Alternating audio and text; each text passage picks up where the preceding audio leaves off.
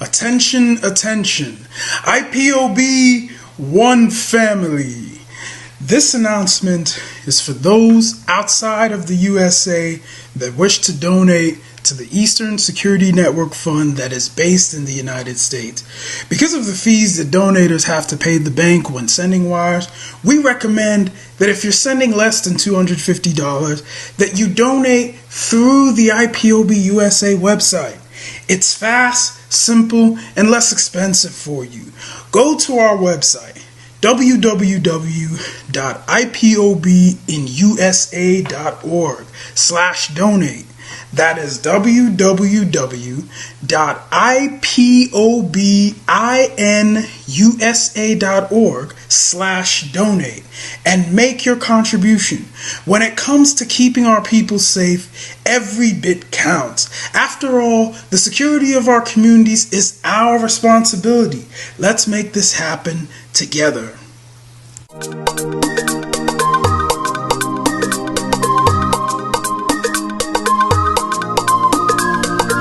Yeah, Mr. Bella once again.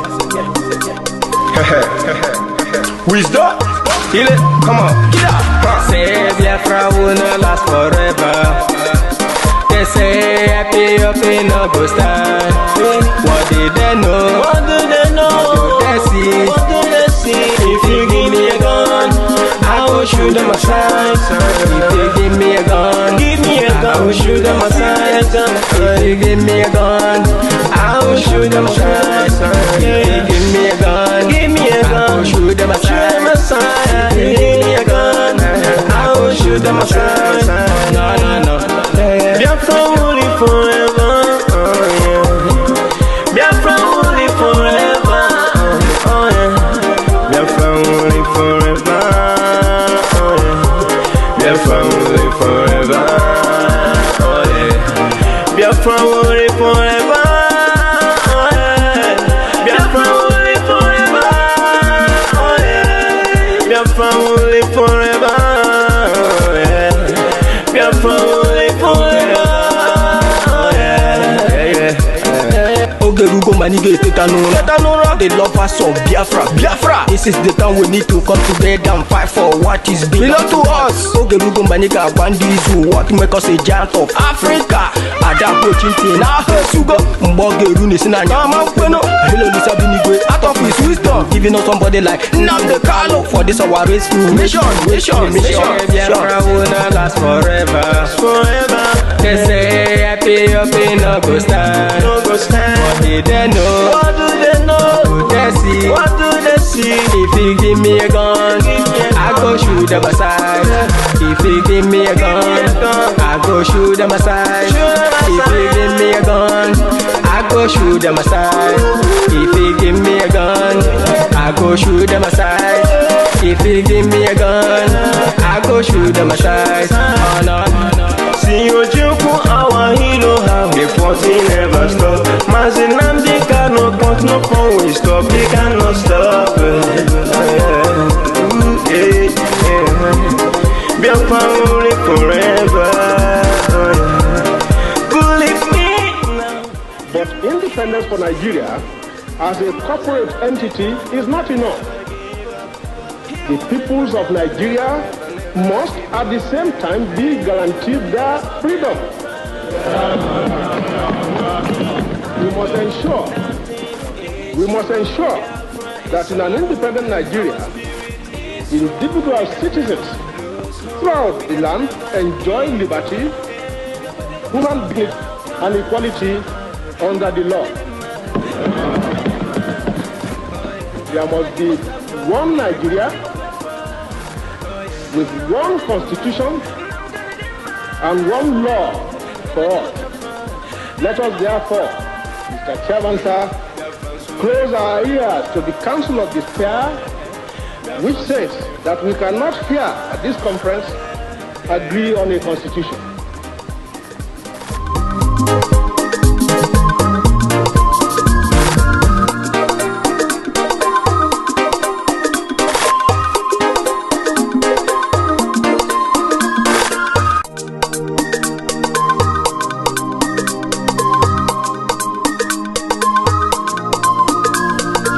Yeah, Mr. Bella once again. Wisdom? Kill it, come on. Say Biafra will not last forever. They say happy up in no go stand. What did they know? What do they know? What do they see? What do they see? If you give me a gun, I will shoot them aside. If you give me a gun, Give me a I gun. will shoot them aside. If you give me a gun, I will shoot them aside. If you give me a gun, Give me a I will gun. shoot them Shoot them aside. aside. If you give me a gun, I will shoot them aside. No, no, no. Biafra will live forever. Oh yeah. Biafra will live forever. Oh yeah. Biafra will live forever.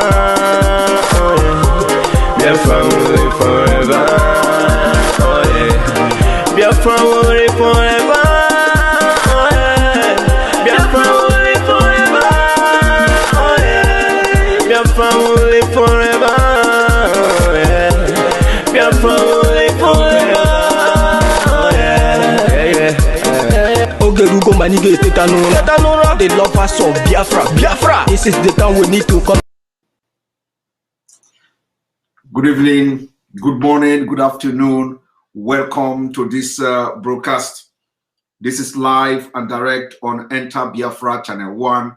This is live and direct on YouTube. This is live and direct on Twitter. This is live and direct on Twitch, and probably on some of the other social media network.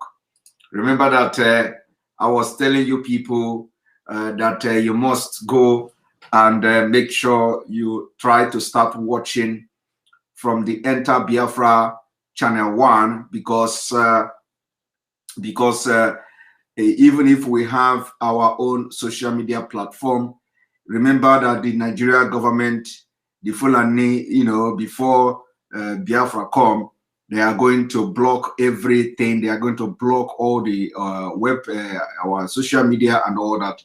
Like as I'm talking to you now, some people are complaining they cannot access the enterbiafra.com. So most of those complaints are coming from people in Nigeria. So probably they have also blocked or restricted that website from people in Nigeria. So those of you who are in Nigeria, you must learn how to use your internet. You must learn how to access these pages by using this VPN.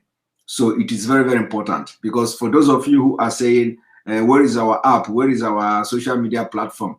Even if it comes today, even if our leader announces today, you can still not access it because they are going to block it. And you know that now they are also threatening to block Facebook. They are threatening to block WhatsApp. They are threatening to block which other social Instagram. So they are threatening to block all this social media. That is what is going on now. So if they block all of them, the same way they are going to block our social media platform. So everybody must learn how now to live in a jungle, because that is a jungle life. And so whatever they bring on the table, we are going to give it back to them in 100-fold. And what these people don't know is that this is not 1967. We have been telling them that this is not 1967, this is not 1970, this is 2021, and we are in modern age. We are in modern age in the era of computer and technology. That's exactly what these people refuse to understand. So please, if you cannot use enterbiafra.com, you will also not be able to access our social media platform. You may also it may not be possible for you to access Facebook, even the Facebook. You may not also have access to Instagram as time goes on. So this is what is coming. So as you are now battling with accessing Twitter, you have to be ready for this. And today we have information that the ECOWAS court, that is full of Fulani people everywhere. The ECOWAS court ruled that the government of Nigeria cannot restrict people from using Twitter in Nigeria. So I've just seen the update, I've not confirmed it yet, but I've seen update that the ECOWAS court gave judgment today. So we don't know what is going on. We don't know when ECOWAS court begin to give judgment, like this. We do not know how come this issue of Twitter is so important that ECOWAS can give judgment in 2 days. So it is the miracle of the century, because as far as I know, the ECOWAS court has never, they have never tried anything or heard any case within this shortest time frame. So considering the time, the Nigeria government, terrorist government, suspended Twitter in Nigeria, considering that time, the time frame between then and today, for them to come and say they have given judgment, it is something that it is not usual. Somebody say they gave judgment because of the Western, they gave judgment because Western government pressured them. Well, yes, that is also true. But so if are the Western government not pressuring them about all the human rights abuses going on in Nigeria? Of course, they are pressuring them. Remember that the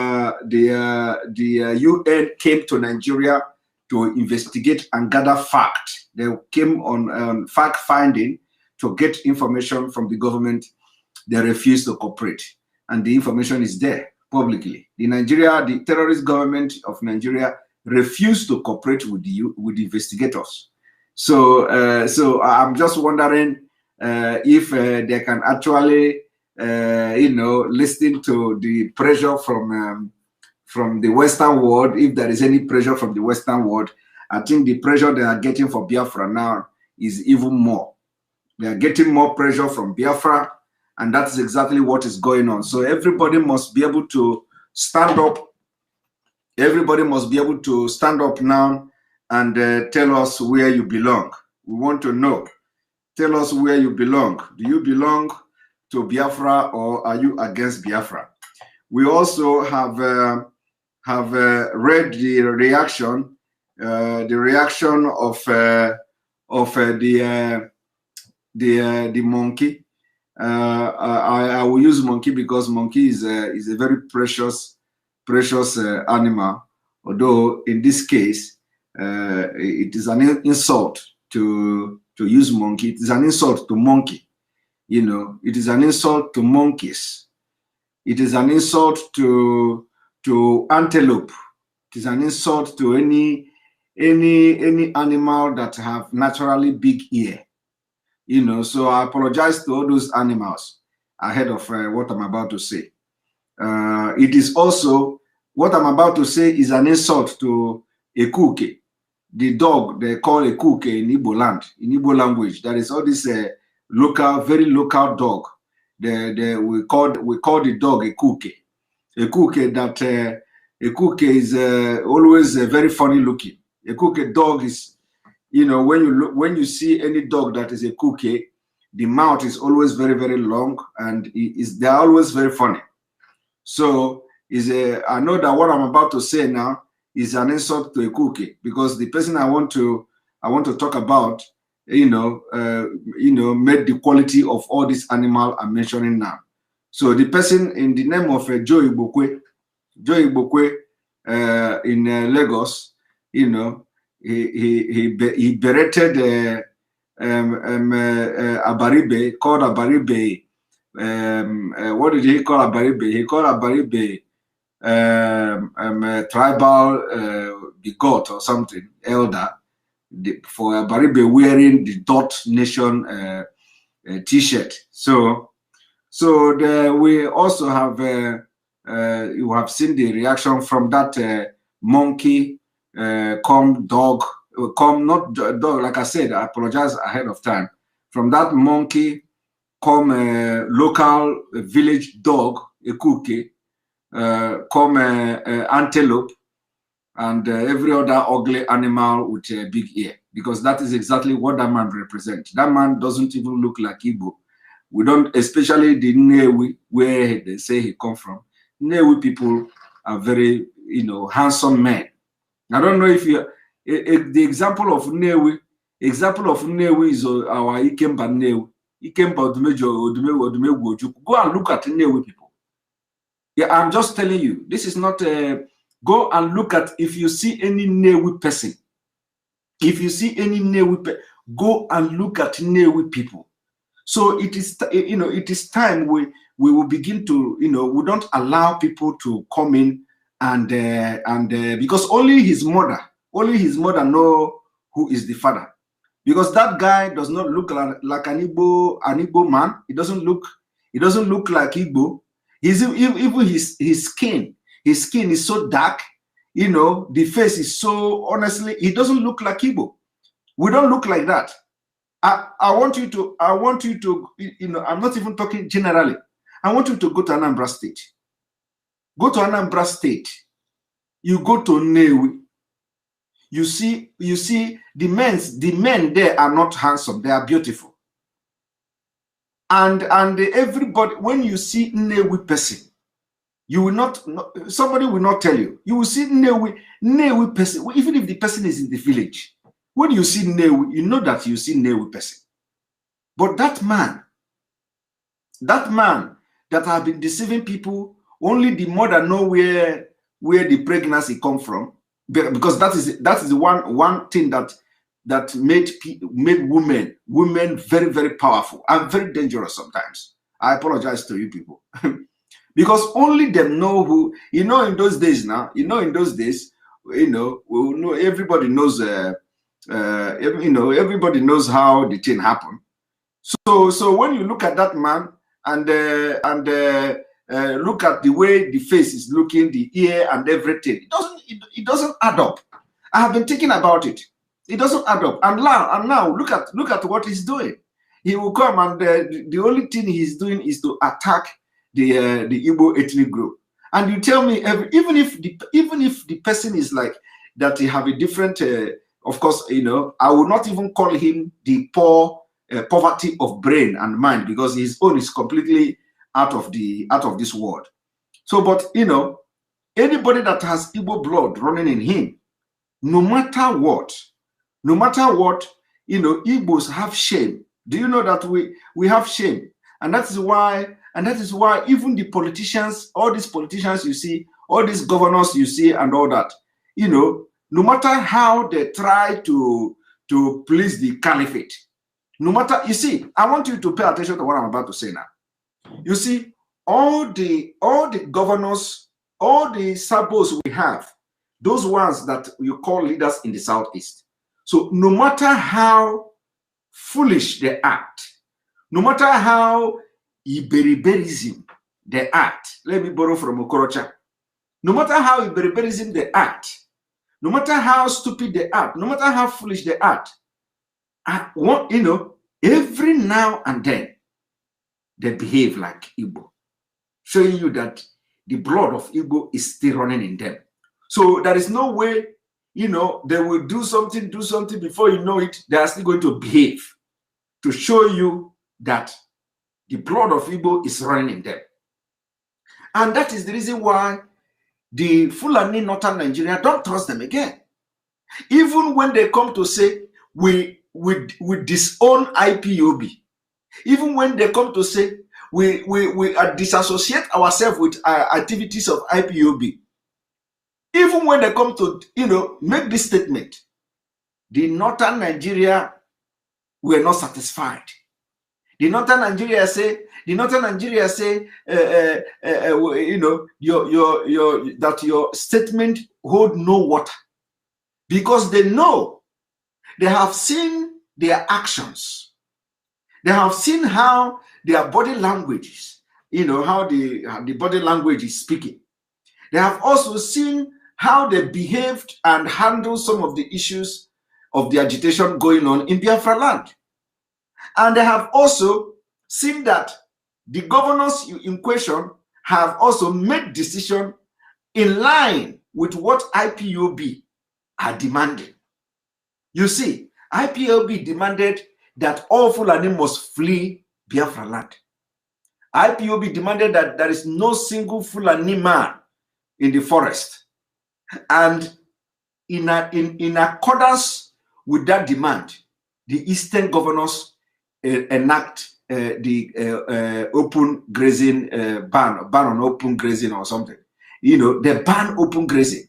It was the demand of the IPOB. And before IPOB started demanding it, they were already enforcing the ban on open grazing. IPOB have already enforced it. So when you see the Eastern governors open, because before IPOB start the enforcement of ban on open grazing, we first of all approached the governors. Everybody all over the world, Biafrans all over the world, they begin to agitate for the governors in the southeast to ban open grazing. They refused to listen. You understand? They refused to listen. They did not ban them. So IPOB decided to enforce the ban on open grazing. They banned open grazing and they enforced it. Now, to show you that Igbo blood is, you know, that's Igbo blood in the governors. Not like this Joe Ibokwe, not like this one they call Joe. So I'm just trying to explain to you the difference between this man now, this antelope, this ugly animal, and believe me, even God is not happy. I don't want anybody to tell me I cannot call somebody God created animal, because calling him animal is even an insult. It's even an insult to animal, because animals have brain. Animals have brain. So I want to now tell you the difference between that man may not be an Igbo man, because first of all, he doesn't look like a Igbo person. He doesn't look like Newe people. He's very, very ugly. Very, very, very, very ugly. So even if the mother gave birth to or the mother have one animal, you know, as a pet during the time she was pregnant for that man, he cannot be that ugly. So Igbo people are not this ugly. That is number two. Number three is that if he is really an Igbo man, no matter what, you know, every now and then, that Igboticness will display in him. And that's why I'm telling you now that let us use the governors, for example. The governors, no matter how bad they are, every now and then, they display that Igbo in them. They display it, and the Northerners and everybody will see it. But this one now in Lagos, this man in Lagos, who already know that, you know, the mother have probably revealed to him that he's not an Igbo. So he chooses to stay in Lagos. You can imagine Lagos. And these are the people that will tell you to come back to Nigeria. He can't go to Newe. He can't visit East. He can't go there. If from Lagos to East is just about 300 kilometers or 400 kilometers or so. He cannot come there. But he is telling some of us who live 10,000 kilometers away to come to Nigeria. But he cannot visit his village. And so he already know that he is not an Igbo man. Because when you see Igbo man, there is nothing you can pretend for that Igbotic not to come out from you. I mean what I'm saying. I want you to, even what I'm saying now, I want you to check the activities of all the governors. As stupid as they act, check the activities. You find out that no matter how bad they try to be, they have implemented and enforced the demand of IPOB. You know, and that is why the northern people will always know that even though they try to give political statement, they don't trust them. They know that anyhow, that Igbo can never go away from them. But the Joe Ibokwe is a different thing. But this is not the reason why I've come here this evening. But now let us go to what the diversity has done, the damages of the diversity. I want to bring something to the screen, because when we are talking about the diversity, you know, people don't understand the level of damage, the consequences of it, and all that. I read in the news today from the Guardian newspaper. So if you follow me on Twitter, you will see where I posted it from the Guardian newspaper, where the Guardian newspaper wrote something about Finland, that Finland become the happiest country in the world, you know, and and I posted that thing on Twitter, of which I asked Vanguard, do you people ever bother to research on why you are posting about a country being the most or the world happiest country? Have you ever researched to know what is the secret behind Finland becoming the world happiest country? You don't want to, have you ever researched about it? No. I tagged the Vanguard, the Guardian on that post. They should go and research. Why are they posting something good, writing something good about other countries? Because there is nothing bad to write about them. There is nothing bad. There is no terrorism. There is no killing. There is nothing going on that you can write bad against. So you are forced. You are forced by circumstances to write good about other countries. And that is what is going on. So I want the newspapers in Nigeria to start to do research. They should research. It is not just about telling the people, their readers in Nigeria, that Finland is the world happiest country for the second time. No, it is not enough. It is not enough to just write it on their newspaper for their readers in Nigeria and Africa to read. They should also write what make Finland become the world happiest country. They should research on Finland. It is not just enough. You are giving people half bread, half-baked bread. You are giving people half-baked bread. Give them full bread so that they will understand, they will know the taste of the bread and all that. You cannot just come from the center and tell people, oh, Finland is now the happiest country in the world for the second time. Bah, people are reading it. The minister or the representative said this and said that. No. Go and research. Research the culture of Finland, research it, and know why they are the happiest country. Even we, those of us in Finland, we don't even see Finland as people that are the happiest country. If you go to an average person in Finland and ask the person, they will be surprised. Where did the result come from? They will be surprised. Where did the result come from? That Finland is the happiest people. And you know how they measured it? The standard of living. Standard of living. Standard of living. So all this newspaper in Nigeria and journalists in Nigeria, they shouldn't be giving you people those kind of news. They should give you complete news. Complete news. How come Finland is the happiest country in the world? Let me tell you. The reason Finland is the happiest country in the world is because there is no ethnic group. There is no ethnic group here. Everybody is Finn. You see, everybody is, what did I say? Finn. Finn. You don't have a job. You don't have a chekiri. You don't have a Urobo. This one is claiming Urobo. This one is claiming South. This one is claiming. You don't have it here. You don't have it in Finland. And not only in Finland, though. I'm just using Finland as an example. You don't have it. So why wouldn't they be happy? The only thing that you know, not even divide, but the only thing that is different happening here is political party. Political party is the ethnic group you have in Finland. Political party. The only difference is, the only time you know when you know the ethnic group or tribal group you have are the political parties. And because every political party have their own view of how the government of the country, not the tribe. Every political party have their objective of how they feel the country should be governed. You see, so there is no tribe here. And that is what we are going to bring to Biafra.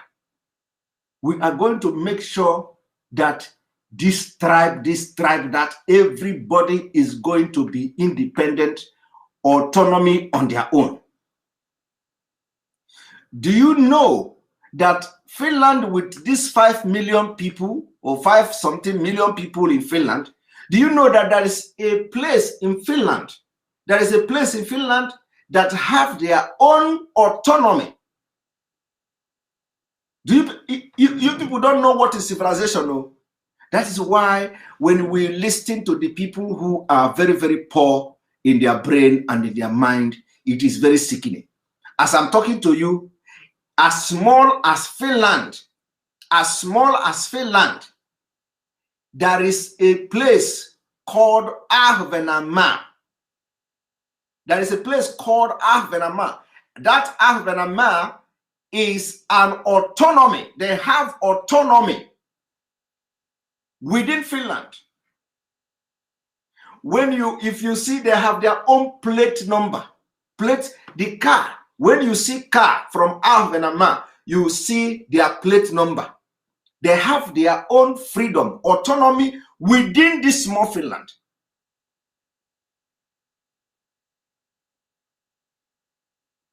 Yes, Ahvenanmaa. Thank you very much, Alina Katten. Yeah, they have their own autonomy. And, so this is the reason. This is the thing we want the Nigerian news media to tell their people who are reading the news that Finland is the happiest country in the world. And let me tell you, a lot of countries will disagree. A lot of countries will disagree because the system used to measure this whatever happiness and all that is not actually coming to street to interview people and everybody is laughing. No. If you want to, if you come to Finland, you can never, because nobody laughs to you. Nobody. How many? Only during the summer. Only during the summertime where the sun is shining, everybody is everybody is walking almost naked because of the hot weather and all that. That is when even your neighbor, you will greet your neighbor good morning. It will take your neighbor 3 hours before your neighbor will answer you. So how can you say that it is the happiest? But do you know what? Do you know the parameter they use? Do you know what they use to measure this whole happiness? The standard of living. The standard of living. The standard of living. The standard of living of Finland is the highest, very, very high. So they believe that if the standard of living is very, very high, the people must be happy. But if you go and interview average Finnish person on the street, you will be disappointed because they will not laugh. You will not see nobody. Nobody laughs. Nobody smile. We are always serious. Serious people. Serious in business. Serious in our daily life. Serious in everything we do. Serious in everything we do. So it is not because of that you say, okay, now let me even tell you. Let me tell you, because now I have exposed. I have given you now expo.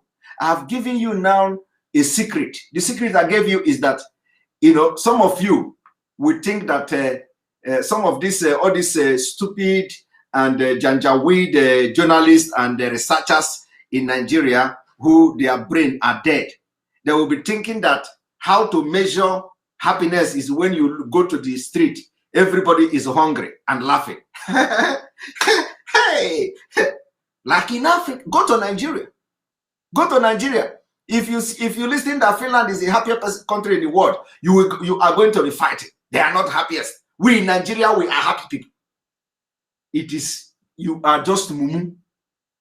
You will say Africans are happy. Who tell you? It is not measured by the number of laughing you are laughing. It is not measured by the number of comedy coming from Nigeria. It is not measured by the number of people playing in the street. It is not measured by the number of hungry and the tattered looking people driving motor tire and rolling it on the street. That is not how to measure happiness. And I believe this should tell you something. We are not fools. How to measure happiness is by measuring the standard of living. The standard of living of the people. That's even if nobody laugh in that country, the standard of living is what they measure to tell you that these people, they are happy. Because if you cannot have a very high standard of living that nobody is left out, and then you think they will not be happy. And like I said, if you touch any finished person, the person will be, even them will be surprised. Because if it is just about people laughing and cracking jokes, give it to the zoo. If it is about making comedy, give it to the zoo. It is about, if it is about laughing and turning everything to joke, give it to Africa. But they are not happy. That is not how to measure happiness. Africa, they can laugh from today till tomorrow. Africa, they can use everything to create, to make a comedy. They can make movie. They can have they can have Hollywood. They can have Bollywood. They can have Nollywood. They can have whatever wood they will have. Everybody is cracking joke. Everybody is laughing everywhere. Night of 1,000 life. Oh my God. You pay money, you go to night of fake. That is not how to measure happiness. All of you are not happy. As you are laughing as you are sitting in the high table of night of 1,000 laugh, you are thinking whether you are going to make it back home, because armed robbers are waiting for you. Armed robbers are waiting for you. Herdsmen are waiting for your mother in the village. Terrorist Fulani, who only plan they have is to take over your land, they are planning how to come and attack your people while they are asleep in the night. And you are the night of 1,000 laugh, laughing fake laugh. You are still thinking how you are going to drive and go home. And then you hear Finland is the happiest country. You say, how is that possible? How is that possible? Finland is the happiest country. That is Ojoro. That is Ojoro there. That is Ojoro there. The Ojoro is that even we in Africa, we don't have anything, but we are happy. Who tell you that you are happy? It's a fake. Your happiness is fake. Fake. Fake asses. Everything about you is fake. Your country is fake. Your system is fake. Your politicians are fake. Your own life is fake. Your laugh you are laughing is fake. So how can you think that somebody will come and look at you and say you are happy people? You are not happy people. You are faking it. You are faking it. So we that are here in this country, we are not laughing. Nobody laugh, but we are happy because the standard of living is very high. I hope I have explained this to your own understanding. Now I want to tell you something. Somebody say suffering and smiling. Yes, fella,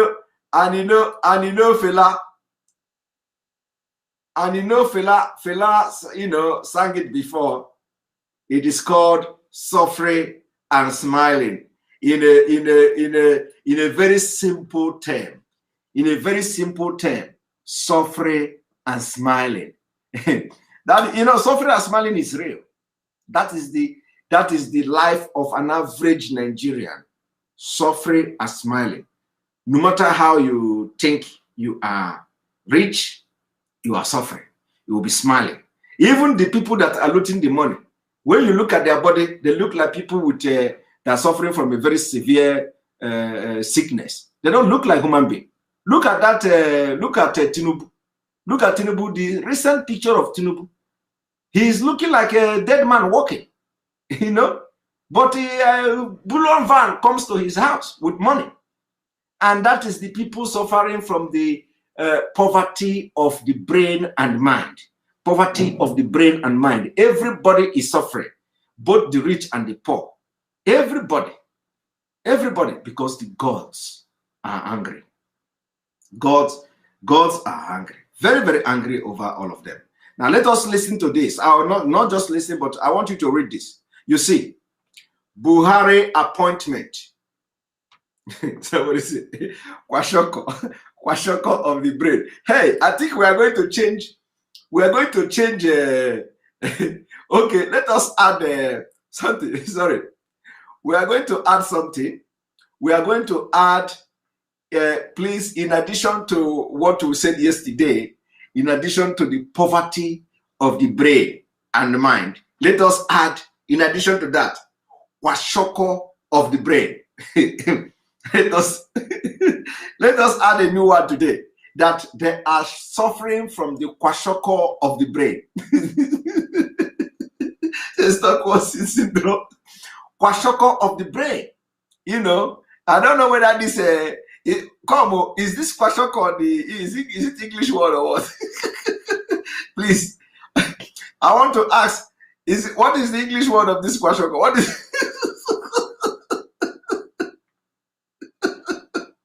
how do you spell that? Okay, Stockholm syndrome, but let us say Kwashoko. Who invented this name?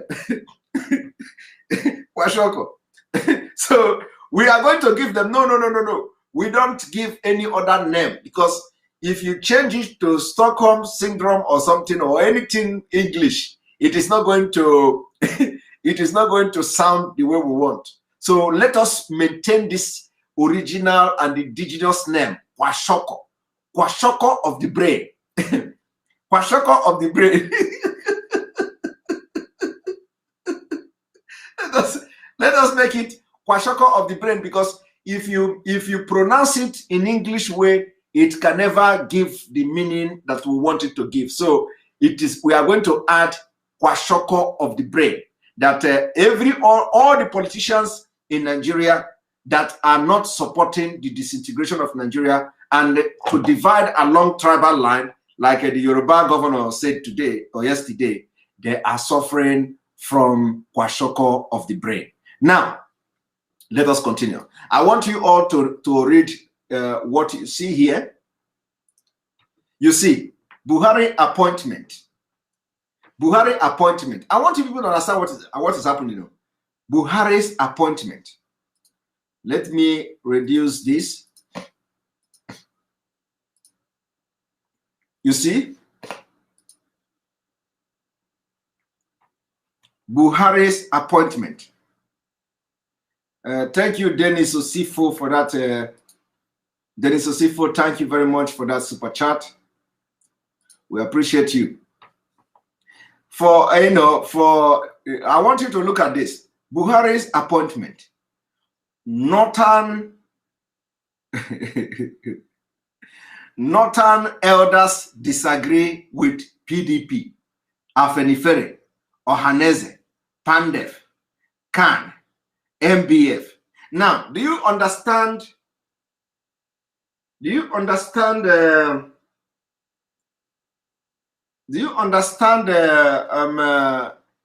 what is going on here? Do you understand what is going on here? They say Northern elders disagree with PDP. They disagree with Afenifere.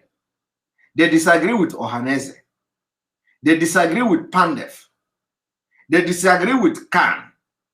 They disagree with MBF.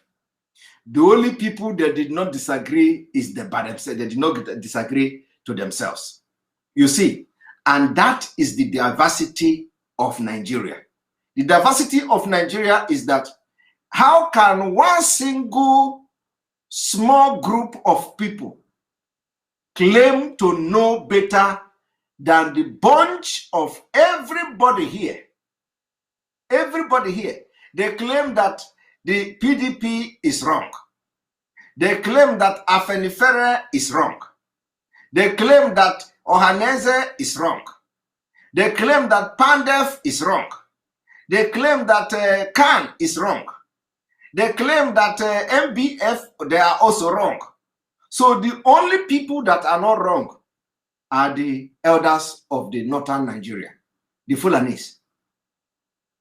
The Fulanis. So you think that everything is good? I am asking you, this is the definition of the diversity of Nigeria. And as they say, these are the elders that are telling you that the spokesman is from Mauritania. The people that, the northern elders we are talking about now, their spokesman, Hakim Baba, or whatever they call him, Hakim is from Mauritania. The family came from Mauritania and they have stayed in Nigeria, and now he is the spokesman of the Northern Elders, Northern Elders Forum, or whatever they call it. Now, this same Northern Elders Forum, of which their spokesman is not even in Nigeria, they are the one now disagreeing with the owner of Nigeria on what have gone wrong within the Nigeria state. They disagree that the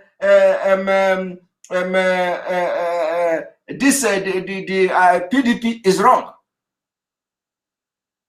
They disagree that this PDP Afenifere is wrong. They disagree that Ohaneze is wrong. They disagree with Pandef. They say, Pandef, you are wrong. They disagree with Khan, and Khan is not only about the southern Nigeria, you know. Khan is not about southern Nigeria. PDP is not about southern Nigeria. These two, you know, these two organizations, Christian Association of Nigeria, PDP, and what is this one, MBF, you know, these are organizations that comprises of all other Nigerians. But you know what? Northern elders, which are made up of Fulani from Mauritania, Fulani from Central Africa, and Fulani from Chad. They are the one disagreeing with the owners of the land, disagreeing with the indigenous people of Nigeria. They say, we disagree with you. Now let us read what they say. You see, the claim here where these people are disagreeing is this. Number one, they disagree with PDP. And what did the PDP say? PDP say, Buhari claims deceptive. Northern elders disagree. President turning truth, reality upside down, Afenifere. Northern elder disagree with Afenifere. That president is not turning truth upside down. He is not, a Pandef say, president is not aware of those appointed into office. Northern elders disagree with Pandef. Another one, Ohaneze. Buhari appointment lopsided. Northern elders disagree with Ohaneze. That appointment is not lopsided. Everything skewed in favor of Northern Muslim Fulani, MBF. Northern elders disagree with MBF that everything is not skewed and the appointment is not only for Muslim and Fulani. Are you even listening to this? His appointment, threat to Nigeria unity. Can Christian Association of Nigeria say that appointment of Buhari is a threat to Nigeria unity? But what did the Northern elders did? They disagree with Khan. And who are the Northern elder? Fulanis from Mauritania, Fulani from Central African Republic, Fulanis from Chad, Fulani from all other African countries that have come through the back door to build dynasty in Nigeria. You see that? Then they continue. Provide evidence of nepotism. Northern elders tells Buhari critics. Do you understand? Do you people, have you seen the diversity? So in all these things that is happening in Nigeria, the Northern Fulanis, the Fulani Elders Forum, because this is not even, this should not be called Northern Elders Forum. This should be Fulani Elders Forum. Fulani Elders Forum is telling you, watching me today, and those of you watching me, to bring evidence of what you claim. bring evidence that the appointment of Buhari is lopsided. Are you hearing it? So what they are telling you is to bring evidence to show that the appointment of Buhari administration is lopsided. So to them, it is not lopsided. And that is the diversity we are talking about. So there will be no progress. There is nothing you can do. There is nothing you can do for anything to work in Nigeria when somebody will see actually a lopsided appointment and then he comes to tell you to bring proof of the lopsided appointment.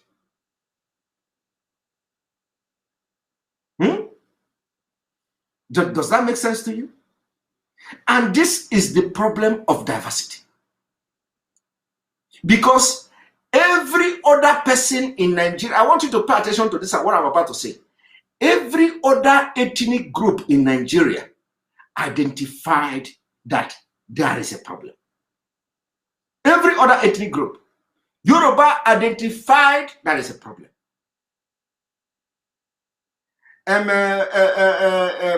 Biafra identified there is a problem. Middle Belt identified that there is a problem. But then, the Fulanis, who are not indigenous people in Nigeria, they say, bring your proof. Bring your proof. And you think that they are joking, no? You know what? The point is that as you read this thing now, you think that they have spoken, no?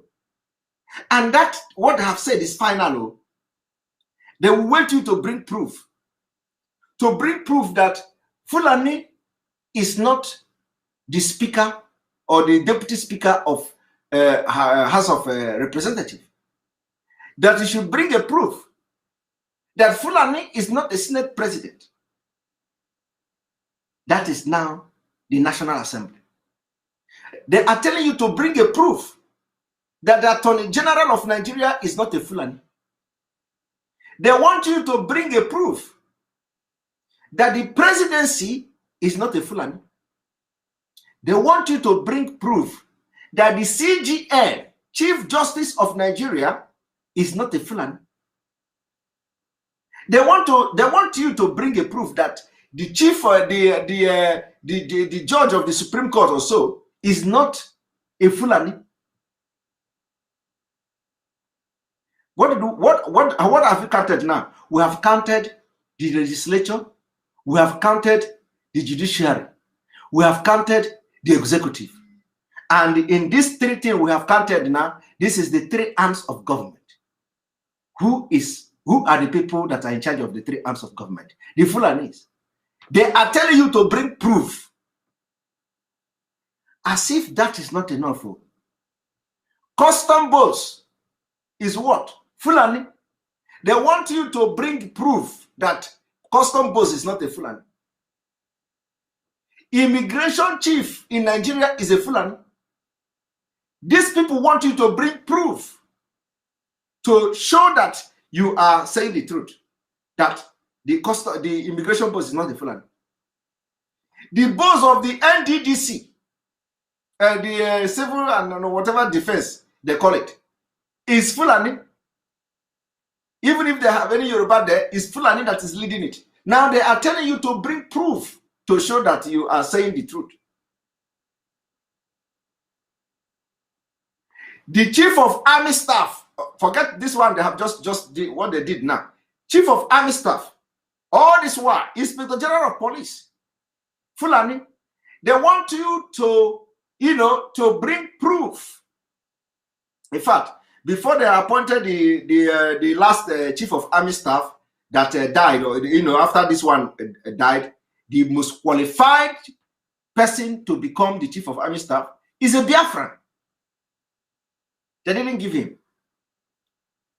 And they are telling you to bring proof that in NNPC that is in, the people that are appointed, like I read it to you the other day, 11 people are Fulanis. Akwa Ibom State produced the highest oil in Nigeria. None of the indigenes of Akwa Ibom State is in any high position in oil and gas sector of the country. They tell you to bring proof of what I say, you know. Have you people seen what diversity can cause? Because we in the South are thinking the same. We say we identify problem. There, they say they did not identify problem because they are not Nigerians. They are not Nigerians. I believe nobody is going to, nobody is going to argue that with me that they are Nigeria or they are not Nigeria. Buba, the spokesman of the Northern Elders Forum, is not in Nigeria. He's from Mauritania. He's from Mauritania, and they are proud to say it. They even have they gave it a very wide coverage of how they came to Nigeria to build dynasty, and now he is a spokesman of the Northern Elders Forum. And that is the reason why they can never do anything for the progress of Nigeria, because their primary purpose is to first of all take entire Nigeria, conquer entire Nigeria before they can decide what to do and how to do the country. That is what is going on here. And those of you, the governor in the Southeast, each time you play politics, you help them. Those of you on social media coming to attack the Biafra, oh, Nigeria will be one. You think you are doing us? You are not doing us. Some of you are there in Nigeria. You are not doing us. The only thing we are doing is that we want to give the service to humanity. We want to make sure we fulfill the reason for our existence on this planet, which is to secure and free Biafra people. Otherwise, you think I will be the one suffering it? I will not be the one suffering it. I am comfortable here. In fact, if I decide that I don't want to care about anything in Africa, what is my business? Do you know that? I don't have any business. But you know what? This place now that I am living, that I can decide that I don't want to care about Africa. Somebody died. People, not somebody, people died. Father died. Mother died. Brother died. Sister died. For me to be here. They fought a very bloody war with Russia. So, if you are a human being that are not suffering from the kwashiorkor of the brain, what you have to do it. People fought and died. And not this kind of fight. Go and read the history of the war. This is not fight of ordinary. He fight in the cold. In those days, the cold were like minus 40 degree. Minus 40 degree. If you have any day, you have minus 5. In fact, minus 5 is any day you have minus 1 in Nigeria, you will all be dead. I know what I'm saying. If you just mistakenly wake up one morning and the weather in Nigeria is minus 1, believe me, everybody will die. I'm serious. If you wake up one day and you see that the weather of Nigeria is minus 1, believe me, before evening, everybody will die. You will all be dead, because and we are talking about during those war, people, the weather here were about minus 40 degree. In case if you don't know what minus 40 degree is, what minus 40 degree look like, let me tell you. You see, if we have minus 20 degree here, minus 20 degree, you will spit. If you spit, before the spit will come from your mouth and touches the ground, it becomes ice. What I'm telling you is not fairy tale. You people too, they play. You would think that I'm cracking joke now. I'm not cracking joke. I am very serious. Minus 20 degree outside. If you go and spit, before the spit will leave your mouth, your lips, and drop on the ground, before it gets to the ground, it turns to ice block. And let me tell you, what I'm telling you is real. What I'm telling you is something I have experimented. I'm not saying that somebody told me. I have done experiment. I have, during the time we are having like minus 20, minus 25 degree, I went outside. I did like this. Before I was looking at the speed, before it touches ground, it is ice block. So people, you know why? Because I cannot even come outside with minus 40 degree. I can't. In fact, you don't even see minus 40 degree here. Where you get minus 40 degree is like the north, But let me tell you, in that, what I'm telling you now, I'm talking about minus 20 degree and minus 25 degree. Now, during the war, it was ×2 of that code. And people fought war, carried gun to fight for the freedom. That is the people that knows the importance of freedom and the importance of dividing along tribal line and importance of governing self, not by coming to one stupid diversity and all that. They fought in the code because they understand the importance of freedom. And today, would you say they are wrong? You can never say they are wrong. You can imagine as small as Finland, they are now the most happiest country in the world. Economy-wise, they are high.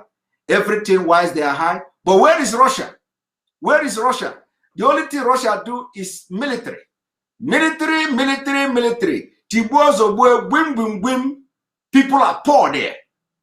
People are poor there.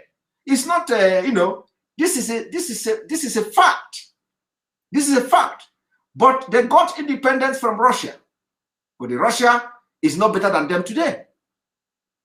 Russia is not better than them today. So had it been that they are still under Russia, it will be a very big problem. By now, maybe, who knows? The only thing you will see in Finland is a military tank. Military tank.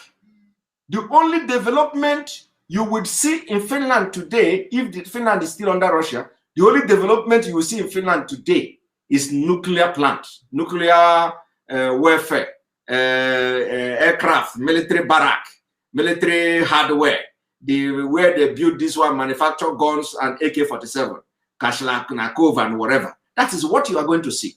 But you see, it is not like that. What I'm telling you is a fact. So my people,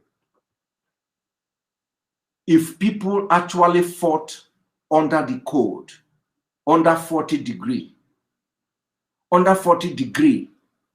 to get their freedom that I am enjoying today, I will be the most foolish, the most devilish and very stupid person not to fight for the freedom of my people if the opportunity calls.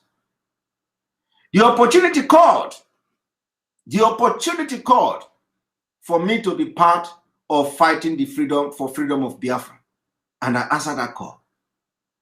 And there is no going back till Biafra come.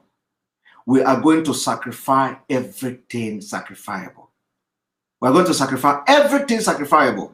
We have sacrificed our Ishewu. We have sacrificed our Nkwobi.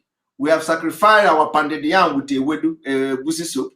We have sacrificed our mango, or pure mango, and all the other mango. We have sacrificed all our beautiful thing there. We have sacrificed everything. All those things you go and enjoy, we have sacrificed all of them.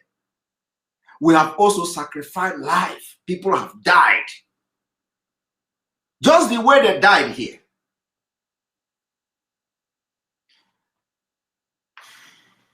What we are saying is that the only solution to Nigeria problem is by dividing and disintegrating the country. And in Biafra, we have already mapped out the way forward. And we continue to challenge anybody who has contrary opinion. We will continue to challenge, to open debate, anybody who has contrary view of what we are doing. Anybody who say that you know, there is a better way to make Nigeria, or there is a better way to do it. We are going to, you know, accept debate. We want to know how you want to do it. We want to know what makes you think Nigeria is going to work. We want to know where you have experimented what you are believing in. Because whatever we are saying with fact and figure. Whatever we are saying with something that we have already experimented, not just in the West, though. We have experimented it in Nigeria. Yesterday, I brought a video of the Yoruba man telling you about the Yoruba nation, how Yoruba were when they were governing themselves along tribal line. The man told you that Yoruba had television before Netherlands and Switzerland. Today, do you know where the Netherlands is? Today, do you know the Netherlands economy? Today, do you know Switzerland, where Switzerland is? Do you know Switzerland economy? But Yoruba nation had television before these two nations. So in other words, if Yoruba and the ethnic line had continued by now, who knows? Who knows? With all the natural resources that God bless us with brain and everything, who knows? Who knows whether the case would have been the other side, the other way around? Maybe Europe will be struggling to get visa to Ududuwa land and Biafra. Who knows? I'm just telling you, who knows? Maybe the situation would have been different. But however it is a past, it is bygone. We are forging ahead. We want to go back to that. We want to go back to that system and even make it better. We want to go back to that system that worked and even make it better. How can you be in a country where these people from other African countries, they came and they from the back door, they built the dynasty like they claim, and then you are saying there is a problem, and the only people that do not see problem with what is happening in Nigeria are the people that are not Nigerians.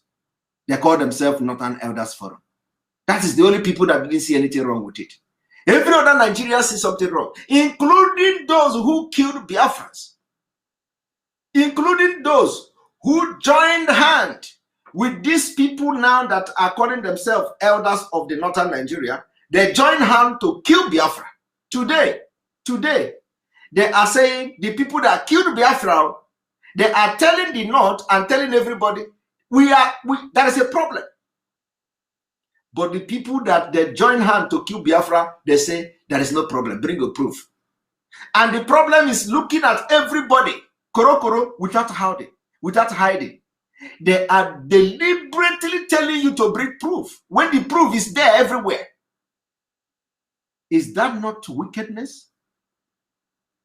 And the people are still thinking that something could be done. And if they know the truth and they are not saying it because of fear, it means they have been conquered spiritually. These are conquered people. And we cannot allow their shortcomings. We cannot allow the people that have been conquered through the kwashoko of the brain and the poverty of the mind and poverty of brain, and we are going to be paying the price of the kwashoko they are suffering, malnutrition of the brain. We cannot allow that. The time is over.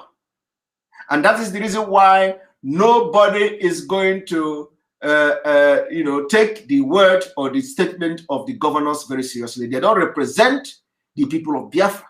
And this is they are still yet to understand that the opinion of the people, the governors, don't represent the majority. In fact, not when we talk of majority, it don't even represent 0.0% of Biafra people. That is the point. Their opinion do not represent the opinion of 0.0 of Biafra people. All the people you see today working with the government of different states, they are working because they are getting paid. They are getting paid by the government. So if you are getting paid by the government, you have to work. It is not the working as a civil servant is not is not submission, it's not loyalty, it's not completely submission. You don't submit and you are just working. It is just you are just making a living, and you have to respect your boss. That's it. That's it. The day the boss leave the office, that is the end of the respect. And that's exactly what is going on. For the people of Biafra, we are going to change this whole thing. Now let us read a little bit. As you can see, President Muhammadu Buhari on Monday stirred the hornet's nest, saying all his appointments and policies are premised on equity and inclusiveness. Do you see it? So when the president comes to give this kind of statement, they come to back him up. They come to back him up. The people that are backing him up are not Nigerians. The spokesman of the Northern Elders Forum that come to back this thing up are not Nigerians. In fact, the statement the president is reading is even coming from the Northern Elders Forum, because that is what they gave him to say. And that is the reason why after the president said this thing publicly, they already prepared their defense. And the only thing they will do is bring your proof. Now, they say the president went ahead. Those who disagreed, you see, those who disagreed with the president include main opposition People Democratic Party, PDP, Christian Association of Nigeria, CAN, and socio-political and cultural organizations such as the Pan-Yoruba Group, Afenifere, and its counterpart in the Middle Belt Forum, MBF, and Pan-Niger Delta Forum, PANDEF,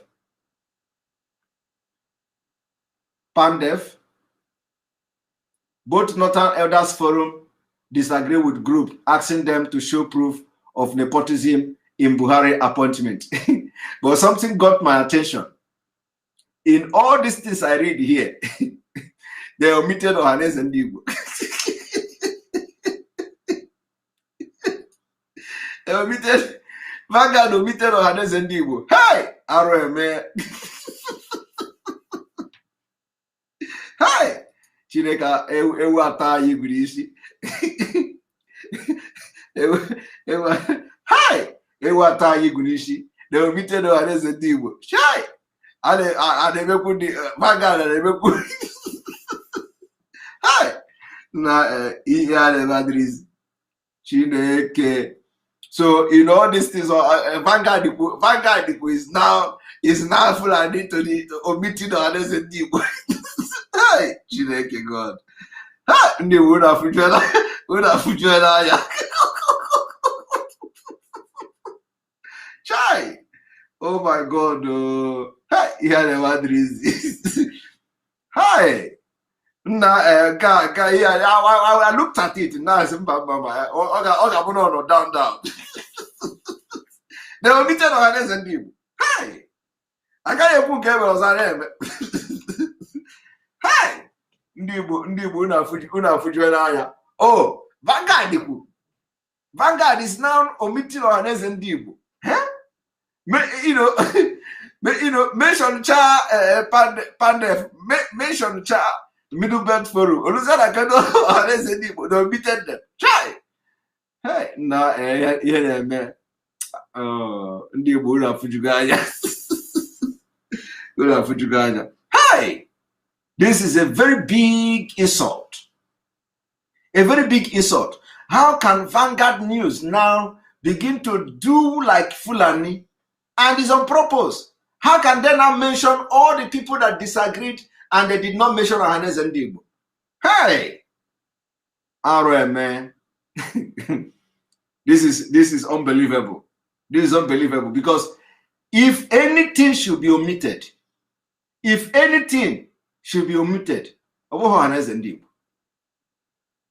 though we don't recognize them, we would accept if except the editor is the Igbo. Let me even check who.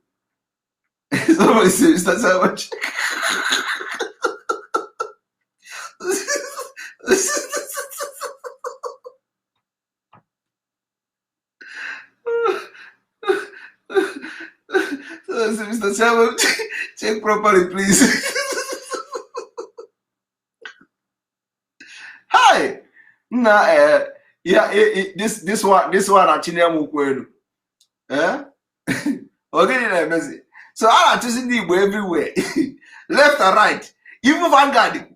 Hi. Now, wow. Yeah, the mother is. You know, one thing is that all this small thing, people people like us, we know the game, we know how the game up, we know how to play this game. All this small thing that you overlook, and then we you see, all this small thing that you people will overlook, it means a lot. It means a lot. You see, the omission of Ohaneze Ndigbo na this particular article goes a long way to tell you the mindset of the people, the editor, the whatever, it will tell you the mindset, whether they actually, let us check who wrote this thing first. One moment.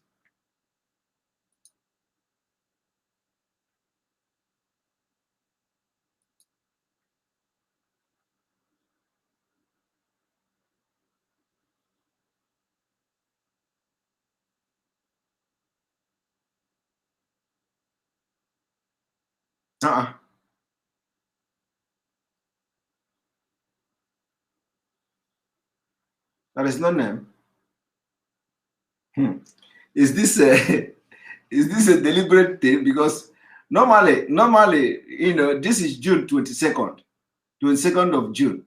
So when this kind of article comes in, you can see the name of the person. so is this a coincidence or something, or what is going on here?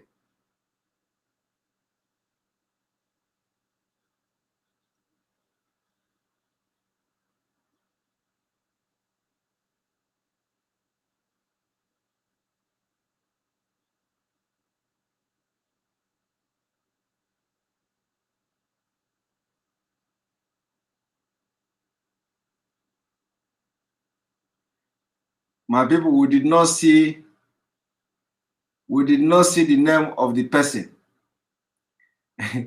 We did not see the name of the person, but I know that when they want to argue with you now, when they want to argue about this thing now, they will tell you, for example, they'll tell you here, they mention what Ohaneze, they will tell you that in this place they mention what Ohaneze said, but this is not important. This is the important one here. The important one is this place. They say those who disagreed. You see, then they came to the body of the article.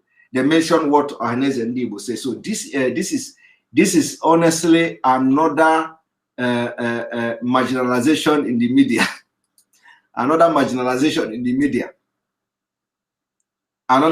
See, let us check it so that you people will not say, not tomorrow now, they will go and edit it. See, they say those who disagreed with the president include main opposition People Democratic Party, PDP, Christian Association of Nigeria, CAN, and socio-political and cultural organizations such as the Pan-Yoruba group, Afenifere, and its counterpart in the Middle Belt.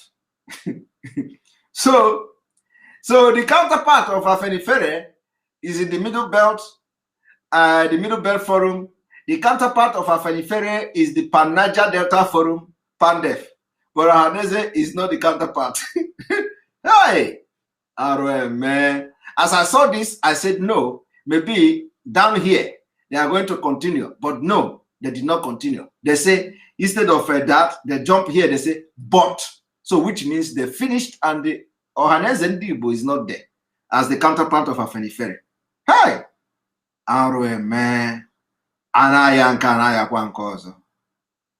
Then they continue, but Northern Elders Forum disagreed with the groups, asking them to show proof of nepotism in Buhari appointment. Hey!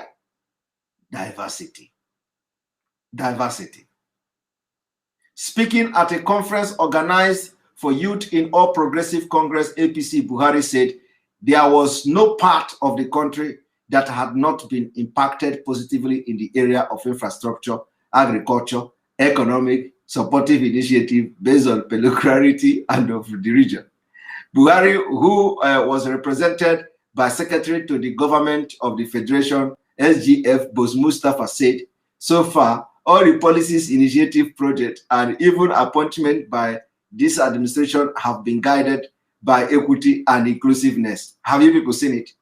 Have you people seen it? So how can you make progress in a country where there is clearly that the appointment or the government has been hijacked by a section of the country, which is the Fulanis from other African countries? They have hijacked the government, sponsoring terrorism. And when you say you have lopsided appointment, they say no.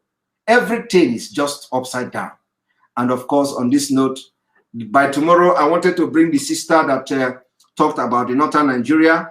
So I think she's available, but unfortunately it is late because I wanted that I have her on a program. So my sister, if you are watching, I think it will be good if we have this, you know, maybe by tomorrow, maybe by tomorrow, yeah, maybe by tomorrow, so we can have this thing or so. So if I'm going to communicate with you after the broadcast, of course. Tomorrow I'll communicate with you so we can arrange when you are going to tell us the life of the Igbos in the north, and then we are going to have that program. So it will be good for everybody to invite. When I know about it, I'm going to make it public so that people will invite people to come and listen to it and watch it. And also, I have to be making this announcement every now and then about the now that today, what happened today with Facebook is that Facebook, Facebook say I cannot create page with any I cannot create page with Simon Ekpa. So I do not know whether it is going to happen to any other person. But anyway, I put Simon Ekpa. They say no, you cannot create page with this name. I put Ekpa Simon. They say no, you cannot create page with this name. And then I started laughing. I said they're gonna do that, you know. So the thing is that it is very important where, you know, those who want to always watch our program, you go and subscribe. You go and subscribe to Enter Biafra, enterbiafra.com.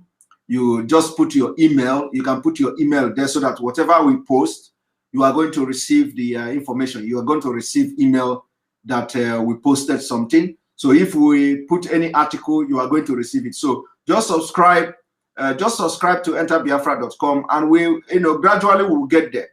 When people will tell, you know, like people will say, please, Simon, you should be broadcasting in Instagram and all that. All this, you see that Nigeria government, they say they want to shut everything down. Somebody say they want me to answer Simon Ekpa Mustafa. Probably yes. They want me to enter. Yeah, somebody say use Enter Biafra. Use Enter Biafra. Thank you very much.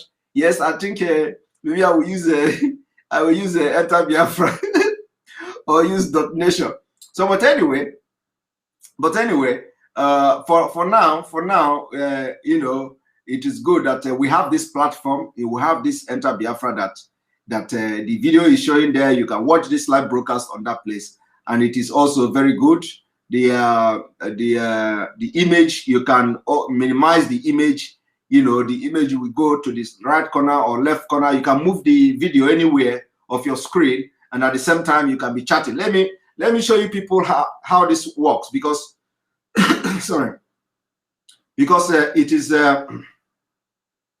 For example, this is a video now. You see, you see the video you are watching now is Enter Biafra. This is an Enter Biafra, and this is the live video. So if I want now, I can. You see, when I do like this, one moment. When I do like this, you see the video now. This is the home screen. So the video will go up. You can move it. You can move it anywhere. This is the last video you are watching now. You see, it is Enter Biafra. You can move it by the side. You see, it disappears from the screen. You can do like this. It will appear again. Where is it? Here. You see, the video appear. So this is where, you know, this is modern technology. It is working very well. And when you have the video on your phone screen like this, you can do any other thing. You can send message at the same time to people. You can even watch another video. You can watch another video while this video is still playing, while this live video is still on. And this is not possible in Facebook. If the Facebook live we are doing, it is not possible. Once the Facebook live is that once you click your home button of the home button of your phone, the video disappears, the Facebook disappears. You have to open Facebook again. So, but when you are watching through the Enter Biafra, you have the opportunity to do other things. If you have emergency to send message, you as the video is still showing. If you have emergency to reply to anybody's message, the video is still there. You can put it, it will disappear on the screen. And then when you press it again, it will appear. And then if you want to go to, let's say here, if you want to comment, you see, the video is here, up here, and then you can comment here. You can, if you log in with a Facebook account to Enter Biafra, you can start to comment on the page here. These are the comment of people that I'm even seeing comment from some of the people here. From there are Facebook comment and there are YouTube comment also. They are all showing here. So it is very important that we learn how to do this, because if we are going to launch, when we are going to launch our new app, our social media app, when we launch it, they are going to block it. So everybody should be aware of that. They are going to block it in Nigeria. So you may not even have access to it without VPN. Everybody, even for example, I did not know that some people are not accessing this page in Nigeria until this recently, when Facebook blocked, when people say I cannot go live, and for that reason, if you see somebody made a super chat, even the super chat has seen it here. Look at the super chat, So thank you very much, Obi-Okeke, for the super chat to support the page. You see. So the thing is well integrated mobile device. It works everywhere. It is important we learn it, because by the time we launch our social media app, after we launch it, they will make it not accessible in Nigeria. So by that time we will begin to teach you now what I'm teaching you now. It will, we'll begin to teach you now. So it is better now we start learning how to use our own, go to the VPN and start accessing. It consumes lesser data than Facebook. It consumes, if it consumes lesser data than Facebook, lesser data than other distance. So we did it in a way that you can somebody say I should Simon screenshot it for record purposes. Okay, so you see, so it is very, very important. It is very, very, very important.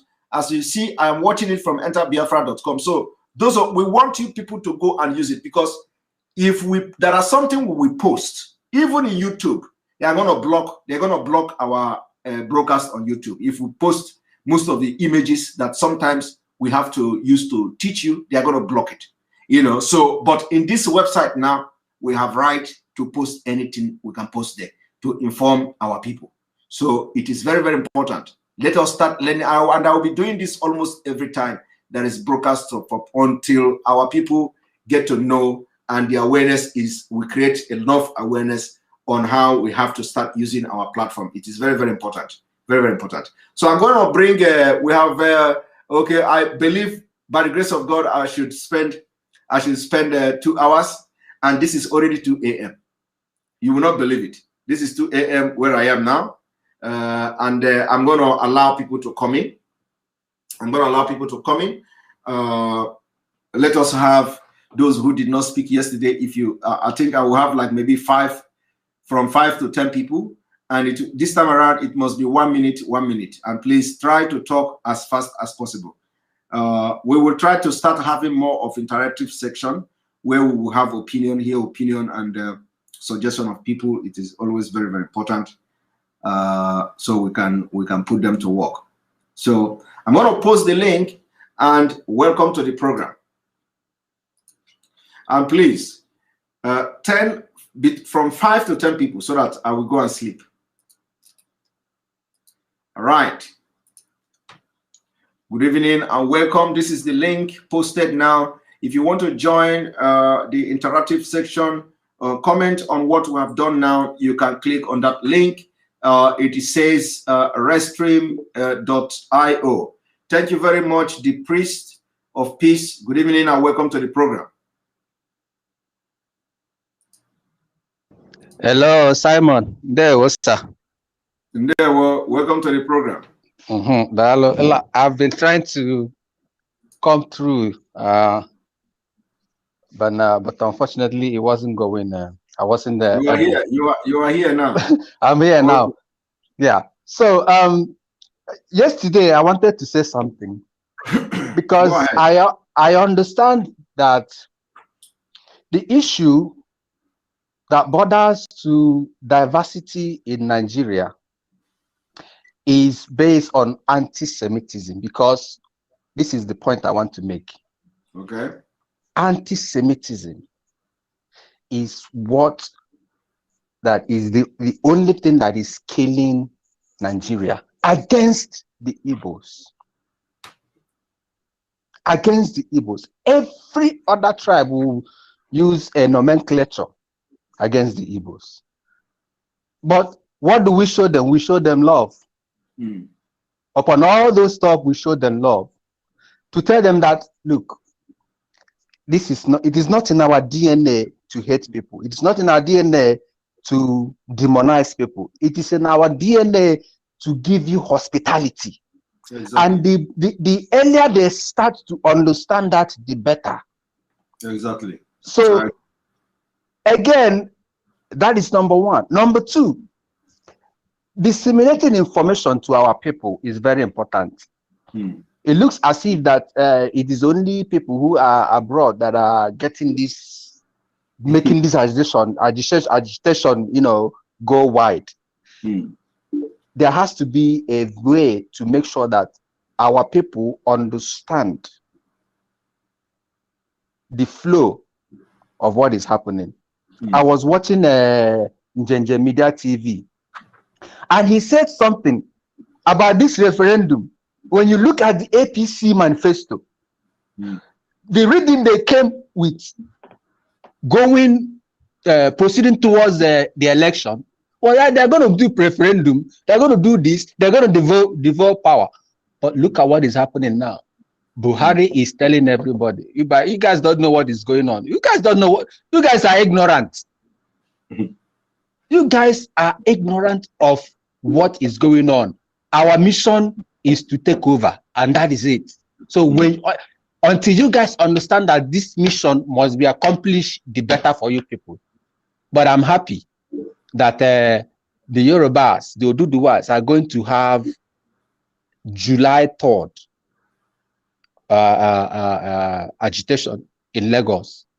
They have already been threatening that they are going to knock them down. But if they do it, it means they want this thing to be quicker. The breakdown of Nigeria, the balkanization of Nigeria to be faster. I wish they can do it, but I know Tinubu is afraid now. He can't even say anything.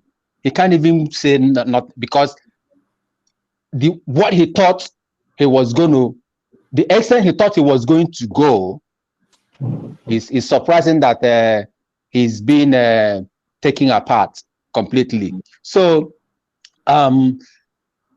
we have to sensitize our people, first of all, to understand that no matter the hate let us show the people that hate us love. And with that, we will conquer.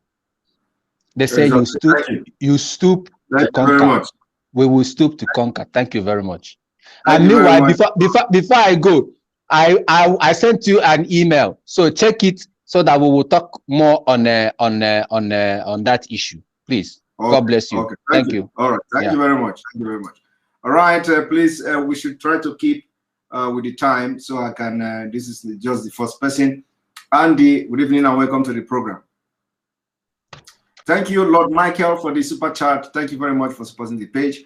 Andy, welcome to the program. Good evening and welcome to the program, Andy. Okay, Andy is not talking. Let us bring Annie Touch. Good evening and welcome to the program.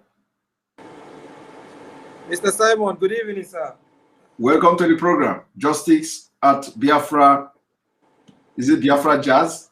At Biafra Justice. Justice. Okay. Welcome to the program. Good evening. Yes. I enjoyed it. I enjoyed today's program, though I came late. But I just want to say something. It seems like those people that went to school in Nigeria lost their brain, and those people that did not go to school are the one reasoning now in Nigeria. Because if you see in this whole struggle, if you see the whole struggle, if you check the percentage of people that are in this struggle, they are the people that are suffering from the East. If you see the North or any other people that went to school, they are not part of this struggle. You see them talking nonsense on Facebook and other social media. But those ones that did not go to school, they know what they are facing. And these are our leaders, those ones that grow up in the North, like Rochas and Co. If you see the way they reason, they don't reason properly. It's like they have used fura de nono to block their brain. Let me tell you one thing. I want to cut you short. I'm sorry for the interruption. It's okay. It is not to insult people who went to school. There are people who went to school in Nigeria and they are reasoning like human beings. But the majority of us, in fact, anybody that is supporting Biafra and you study in Nigeria, your brain is working very well. Anybody that is supporting the disintegration of Nigeria and you studied in Nigeria, you went to school. It means you allowed the school to pass through you. And so you to be able to differentiate what is right and wrong and what is good and bad. But those who went to school in Nigeria, and when you talk about Nigeria disintegration, they want to bring one stupid thing or the other. Believe me, they are the people who passed the school through the ballot. You know you know what? You are right. You know what is Umbo? These are the people who passed through Umbo. Sorting. They sort their way from JSS 1 to SS 3 or whatever they call it. From there, they sort themselves into writing WAEC. They sort themselves into UME. They sort themselves into university or college of education. They sort themselves from year 1 till whenever they come out. So when they come, you don't expect them to reason like human beings. These are the people who went to school through the Umbo system. Thank you. Okay, because if you research what I'm saying, I'm very honest. You are right. Because there is nobody that went to school, you know, and you went to school and developed critical thinking. Yes. You will be able to differentiate what is good and bad. You will be able to differentiate even if you don't know book, even if you don't know anything. You will be able to know when things is bad. That is what I'm trying to say. That those people that did not even like people in the village, if you see them, they are more they are more strong in this struggle than people that understand that what Nigeria can never work. See, the reason they went to school is for them to understand that this is right and this is wrong. But now, if you watch our leaders, why I'm saying this is because of our leaders, the way they approach things, in fact, the things they say with their mouth will baffle you sometimes. I'm telling you the truth. When you listen to what they are saying, you will ask, did these people really go to school? Because how can you come out like the last one they just did, that they renounce IPOB. Who is the IPOB? Indigenous people of Biafra. Are you looking the name or the people themselves? We are the indigenous people of Biafra. We are the IPOB. They don't my have brother, my brother, are you if you want to, are you referring to the governor or people who went to school? Yes, that's what I'm saying. Oh no, you are making mistake now. When I'm not, we don't this. Let me tell you, I have list of people who bought certificate, and it will shock you. It will shock you if the day I will begin to make that. The day I will begin to. The time is not yet. You know, the day I will begin to make public what I have. Nigeria will burn. So you don't regard the governors as people who went to school. We know those who went to school. We know those who, including the senators. I have the list of senators and their certificates. So by the time when we visit them, we'll cross the bridge. But for now, we don't need to, because when you look at them, is it you know, let us not go there. But the time is coming. The time is coming. We know all of them. We know how they started, and we know all those things. But we are not interested in that particular thing now, because it will lead to nowhere. We know the Nigeria state. We know what it is. It's not going to lead anywhere, you know, other than the public. We have the knowledge of what they are having in their position and all that. So we know all those things. But let us keep it there. But these people you see that are supporting One Nigeria, they are the people that are the product of Umbo in school. Product of Umbo. They did not go to school to develop their critical thinking, to be able to know when a system is working and when a system is not working.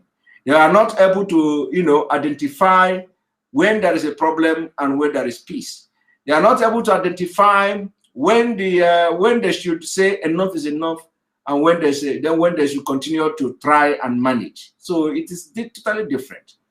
And don't forget that education is not only going to university or to the four wall of the school. That's what we call formal and informal education. And so the English people know the word called informal. You can be educated anyhow. It doesn't necessarily mean that you know, of course, the only way going to school and get a certificate is that you'll be recognized by an institution. But that does not mean that, you know, there is no informal education. You know, the informal education is there.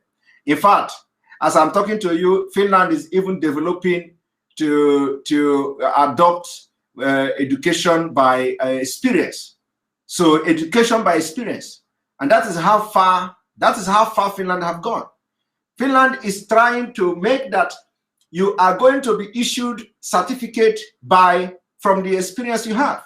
It's not by going to school. So there are people who are into engineering work. You know, there are people who are into some kind of handiwork or something like that. They work for many years, develop these skills that you can go to school, you will not have it.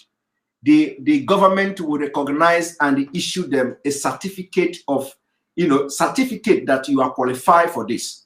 You can even get master degree certificate for not even attending school, but from the experience you have. So there are this kind of proposal that that this kind of things that the former education minister, you know, was, you know, trying to put in place, and that thing is still there, because when Finland want to do something, it takes years. Once they start the process, it takes years. It can take up to 10 years, but we're going to come there. So when we are living in the future, and that is why innovation is very important in a country. Any country that is progressive must have people that are, it must have innovation and research center. You have to compete with the future. You have to compete with the future. So when people are still contemplating on something, you are already implementing it in your country, and that makes you stand ahead. That makes you be ahead of other countries and ahead of time. We are going to be the only country in Africa to do that. We are going to be ahead of time. Rosemary, good evening and welcome to the program. Good evening. How are you? I am fine. All right. I came late to the program, but I logged in to say something about a contribution that a sister made yesterday about the Igbos living in the north. Yes. I was born in Niger State, and I did both primary, secondary, and graduate school in Niger State. Then got married, moved to Kaduna State. So all my life, the only thing we were doing in Igbo land is during the long vac, my parents will take us back home for holiday. So I don't think the sister did justice to Igbo people in the north. Saying they don't have any property, but their shop is a lie, real lie. So she cannot generalize people she knows with others. Bro Simon, we have Igbo people that are millionaires. Let me just say where I lived, in Kaduna and in Niger State. Both these states, I have lived there. As I said, that was where I lived all my life until I came to the United States. So we have Igbos that are billionaires in those two states. And I know those of them that even have hotels where people lodge, reasonable hotels, not the ones that they put harlots. So, but I still have friends there, and I tell them what the news I'm hearing, you guys should relocate. But I will not say they should remain there because of what they have. Don't get me wrong. I don't, because I believe that one's life is more than properties. Yes. So, but what I just want to correct is the impression that Igbos don't have anything in the north. That is absolutely lie. Maybe some people don't. It's not everybody. Like, okay, if she talks of the civil servants, yeah, everybody knows that civil servants, they depend on salaries. So those that they don't have property. But for those that our business Igbo brothers, I know some of them that are billionaires, still in the north, and I know that that is what is dragging them back. But the thing is, the truth is, there is no property that was their life. And I'm still advising them to save their life, because if they die, those property will still go. So the earlier they make the decision, the better for everyone, both them and their relations. But to say that they don't have anything is not true. Not all. Civil servants, yes. But for our business brethren or brothers and sisters in the north, they have landed properties, they have hotels, some of them, and they have their businesses booming. So that's what I just wanted to chip in, because if we generalize all of them, that is not doing any justice to them. Of course, I think we are not generalizing everybody in the north.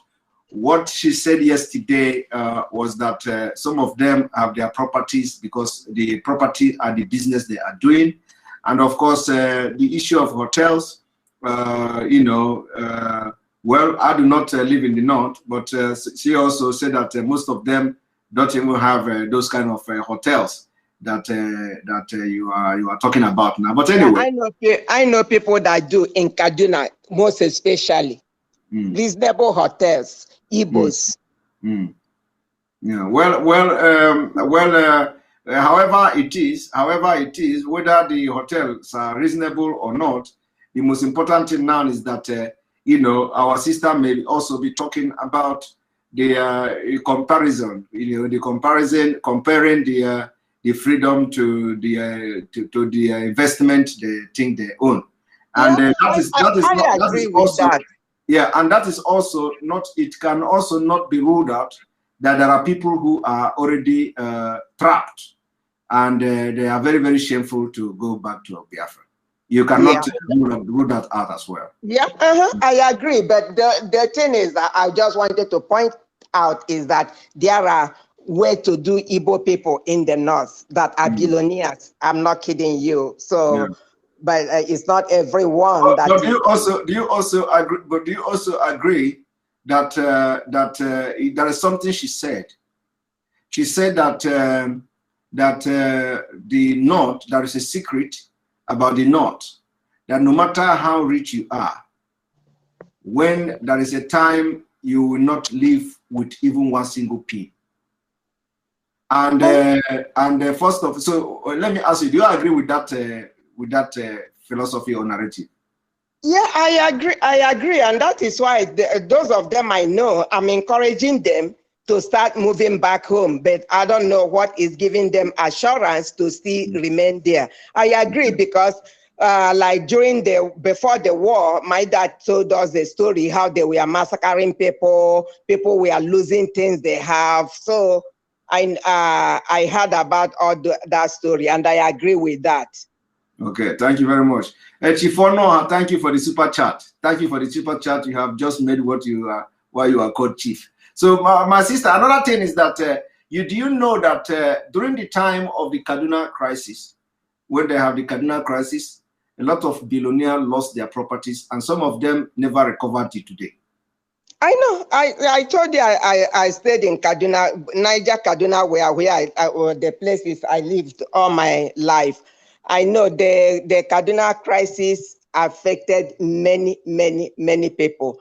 And that is what I'm saying. Is just that Bro Simon, I don't know what is there. Let me just tell you, maybe it's voodoo. Once you are there, you won't want to leave. Do you know? During the crisis, during the crisis, I know how hard my parents tried to get us out of that place. We refused until then my sister decided to say, okay, come to America. That was the only thing that got me out of that place, and I thank God for that. I don't know what they have there that then you wouldn't want to leave the North for anywhere if you are used to living there. So I just pray that I just pray that God will touch their hearts to start making a move back. It's going to be a difficult thing, but I don't know. I just believe that one's life is better than their whatever thing they have, because like the way you guys are even talking about this Biafra is very attractive, which means whatever thing they lost or they are going to lose, they're going to get it back with the restoration of Biafra. So I just pray they get the message and start making their way back home. The point is that it is not like we are enticing anybody. What we have on the table is something that is over 100% attainable. It is not like we are trying to make experiment. You understand? Yes. So we are not just saying for saying sake. And the point is that the people we are fighting with, they know some of them are not stupid, they are not fools. They know that we mean what we are doing. They know that what we are doing will make progress for Africa. They know that, but the only thing that is hindering them or that is making them not to support or not to fight against Biafra is because their main and primary purpose is to take over expansion. The expansion is the only thing that is making these people to be fighting against Biafra. Not that they cannot progress if they have their own country. But they want to expand. They want to continue the conquest of Usman Danfodio. That is the only reason. That is the only reason. So when we divide Nigeria and the Biafra, we have a confederation, and we are going in the confederation of Biafra. It is going to be along whatever line we are going to call it, whether we are calling it tribe or whether we are calling it ethnic or whatever. It is going to be like that. And everybody will control we have the right. And those who we believe or who may think that they are the minority, like we say, we are going to abolish anything minority. There is nothing like minority. Everybody is going to be equal. Everybody is going to be respected. It is going to be law. The law is supreme and all. So everybody must obey and respect the law of Biafra. It is very important. I say amen. Yes, yes, because it is not like the problem is that we have lived abroad a very long time. It is not by compelling people, it is not by shouting or by gun that people respect law. There are things, there are mechanisms you put in place that will make the people to respect the law. Let me tell you something. In America, I don't know where you are. In America, it's a little bit different. I'm in America. Okay, in America, it's a little bit different. In Europe here, let me use Finland for example. In Finland here, if you commit crime, you are going to go to court. You will be sentenced. You will be fined to pay some money. And when you don't pay that money, it goes to your name could go to blacklist. And when you go to blacklist, it affects your credit. You have a bad credit and all that. Now, for people who are immigrants who do not understand how the system works here, some of them out of ignorance, they don't know what's going on. They end up, being blacklisted and stuff like that. And of course, some are not deliberately. There are circumstances or situations that will be beyond your control, and you find yourself in that situation. But those who are constantly doing something bad, the system will compel you. If you are a bad person before coming here, the system, when you come here, the system itself will change you. Not somebody, not human being is not going to shout to you. Nobody is going to hit you with cane. But the system will bend you like crayfish, and after bending you can be whatever you are in your country. But once you come here, the system bend you finish. Any day you travel out of this country, that character that the system have bent like crayfish will come back to you. You can do it. Or once you enter plane, you land in the airport in this country, you already know that if you do this, this will happen to you, and nobody will force you. It is the system, because you want to stay here. You want to stay because of the system of the country. You want to stay because the country is working. You want to stay because you are secured. You want to stay because whatever you do, both economy and otherwise, your family, everything is secured, not by security per se, but economically, spiritually, physically, and otherwise you are secure. So you don't want to lose that right. You understand? You do not want to lose that right. So it will make you to, to struggle to, make yourself adaptable. You adopt to the system. That is what we are going to do to Biafra. And it is not by carrying gun. Our leaders say you can't see AK-47 carrying police. In this place, police don't carry gun. And we are going to do it. It is going to be from the beginning of the foundation of Biafra. We are going to lay a foundation that will correct everything that you see going on in Nigeria, everything going on wrong in Nigeria. We are going to correct it from the foundation. And by the time we practice it for 5 years, the people that are going to be victims will be used as a scapegoat. There are people, other people are going to learn from what happened to them. That's how the law is going to take its course. Okay. Thank you very much.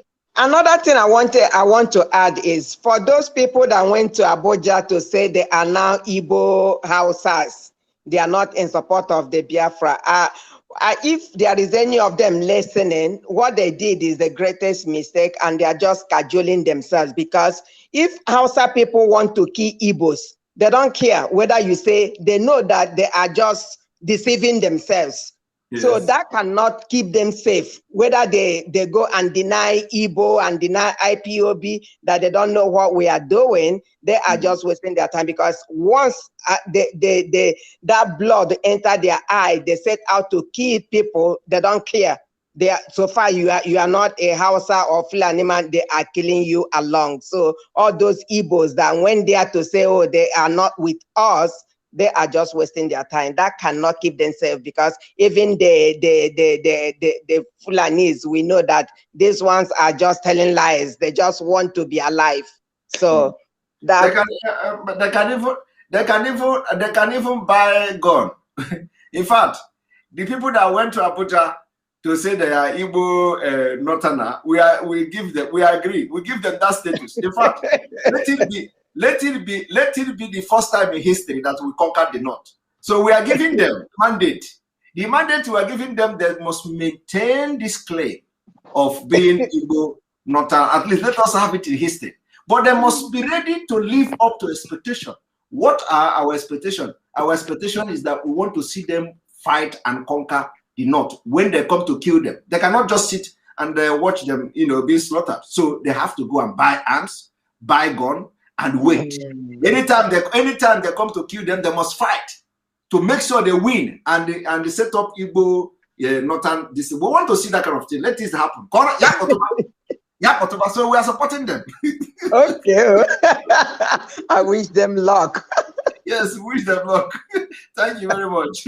Thank you for the good job you're doing. God bless you. Thank you. All right. Whenever we say we are going to have a time limit, people are always talking very interesting thing, and you cannot just help it. Somebody say, Simon, last night you did not mention all super chat. Why? Well, the reason could be that I did not see all of them. So if anybody have a super chat last night that I did not mention, I apologize. I didn't see that. And you also could remember that it is only recently I begin to mention the super chat because I just noticed I did not even know all these things before. So if I did not mention your name yesterday or you did not see your name on the screen for super chat, I apologize. And because the thing is coming very fast, so I'm just scrolling now to see whether I have omitted anyone. Yes, so we have still people on the waiting to be accepted here. We have 3 people, 1, 2, 3, 4 people. So these 4 people, I'm going to take all of you, and any other person that comes now, I will not take him. Mr. Hyacinth, good evening and welcome to the program. I'm very fast. Good evening, Ekpa. Good evening, Ekpa. Can you hear me? I can hear you loud and clear. Okay. It's just a quick one for me. Go ahead. First, we black people, we Igbos, we like gaslighting each other, trying to, to put one down and take up ourselves. According to this last caller that called now, I'm not really against her, but what she did just now is very bad of her. I was born in Lagos Island. I grew up there. I've been to virtually all parts of Nigeria, even the north. When I was there, what the lady that spoke yesterday said was true. You cannot take, they said in the land of the blind, the one-eyed man is the king. Is the king. Yeah. You cannot take because of a scanty people. Maybe out of 5 million, 100 people are doing well, and you are bragging about it. In real life situation, look at the Jews of Europe. They lost everything. They went back home. The buildings, the mansions, the billions they had is what built Europe today. So are you going to give up your life because of ordinary cement and block that you call a building? She's living in America. She should know much about New York, Las Vegas, and other places. Can't she see what's there? Why is she talking about the other sister said a lie? We Igbos, some of us, we are possessed by demon, not just ordinary evil spirit. We are possessed by demon and we don't know. Look at our problem goes beyond what they are talking about, diversity. If we are talking of diversity, you should look at maybe people like Port Harcourt, Wike, and the rest. Those people, they love diversity. That is why they did to us what they did to us during the war. Even till today, they are still doing it. He said he's not an Igbo man. He came from somewhere close to Oba-Agu Palace. But the other day I watched him, he was saying that his red cap is the original red cap. Do they wear red cap in Oba-Agu Palace? These people, they don't know their priority. They've misplaced it already. We have a very long way to go. If you look at the Bible in the book of, I think, Isaiah 56, verse 12, it is our greed that is keeping us bound to slavery. There is nothing in the north. The only thing that people see in the north, you know, it's like living in Europe when I was still in Edinburgh. Living there, you come out to see a very clean atmosphere. The air you breathe is like perfume every day. When you see that kind of a thing, you don't want to lose it. So to those of us that live in the north right now, they see that big road, very clean road, not like the ones in the east that is red ground with big potholes. So they are there, they feel comfortable with the fake facilities or amenities that they've seen there. That is what is keeping them there. And you know, coming back to the east during Christmas or Easter, they use it to oppress the ones back at home that we just came from somewhere. We just came. It is pride that is keeping us there. And that pride is not going to take us down. Just as our leader said, that the people living in the north are the ones endangering our lives in the east. What do you have in the north? You are bragging that you have hotel. Is it the rubbish that young Shagro built in, I think Wuse? I've been to his hotel in Abuja. Is it that rubbish that you call a hotel? What will you talk about Burj Khalifa in Dubai? That's a 7-star hotel. Is that woman okay? Are people like her okay? Why are they talking rubbish? The North can keep whatever they want to keep.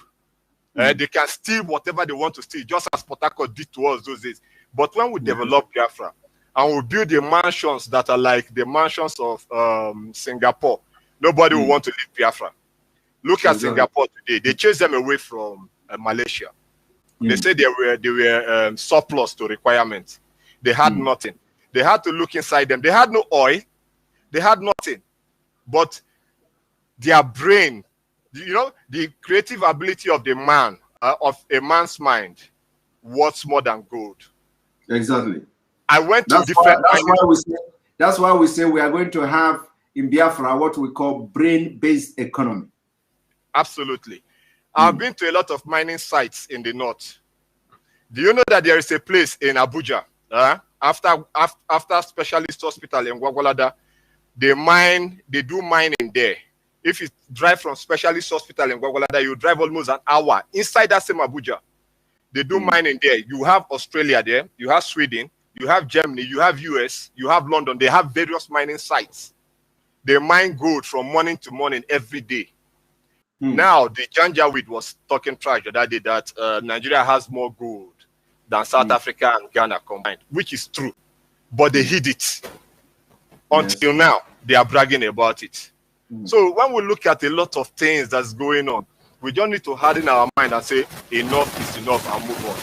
Because those of us that are holding us back in the name of diversity, strength in one thing or the other thing is total rubbish. Okay, do you remember NSAS? What happened in NSAS? They came, they shot people, they killed people, they left. They denied it. Even on camera, they said it's doctors. June 12th rally. Before the rally took place, what did the Yoruba agitators say? They said this is not going to be like NSAS. The moment you shoot one person anywhere in Yoruba land, they did not say in Lagos, they said anywhere in Yoruba land, we take out your families abroad and we'll still take you out. Did you see them shoot anybody? They did not. If we take it as serious as our Yoruba brethren are doing, and we tell our Sabo or our Judas, the Judas that are living with us, the Sabos right now, that for any time they take out one of our persons, we are going to deal with them.